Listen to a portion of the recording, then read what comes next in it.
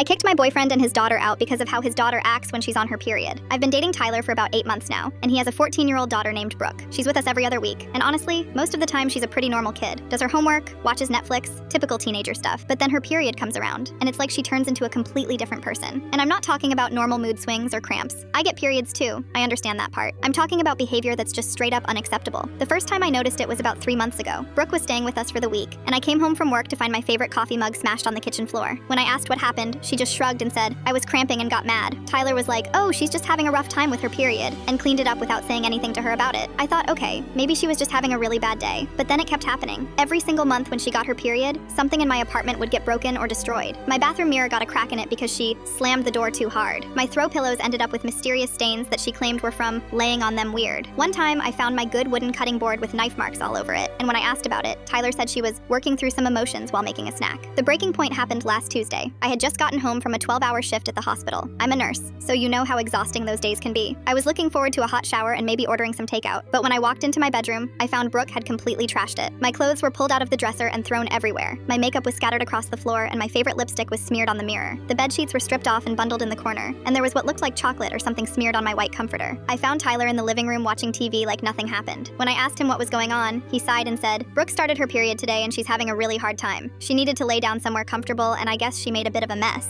I was like, "Are you serious right now? This isn't making a bit of a mess. This is destroying my personal space." And he just looked at me like I was being unreasonable and said, "She's going through a lot right now. Can't you just be understanding?" That's when I realized this had been going on for months, and Tyler had never once told his daughter that breaking my stuff wasn't okay. He just kept making excuses and expecting me to deal with it because she was on her period. I told him this wasn't normal behavior, and that periods don't make you trash other people's bedrooms. He got defensive and started saying I didn't understand what it was like for teenage girls, and that I was being insensitive to his daughter's needs. But here's the thing. I've worked with teenage girls in the hospital. I have a younger sister who went through puberty. I know what normal period behavior looks like, and destroying someone's home isn't it. Getting emotional, wanting comfort food, needing space, that's all normal. Taking out your frustrations by breaking other people's belongings is not. I finally snapped and told Tyler that if he couldn't teach his daughter to respect my home and my things, then they both needed to find somewhere else to stay during her visits. He tried to argue that I was being cruel to a kid who was struggling, but I stood my ground. The last straw was when Brooke came out of my bedroom and saw us talking. Instead of apologizing or looking embarrassed about the mess, she actually rolled her eyes at me and said, "Sorry, your stupid room isn't perfect anymore." Tyler didn't say anything to correct her. That's when I told them both to pack up and leave. Tyler kept trying to negotiate, saying he'd talk to Brooke and make sure it didn't happen again, but I was done. This had been going on for months with no consequences, and clearly nothing was going to change.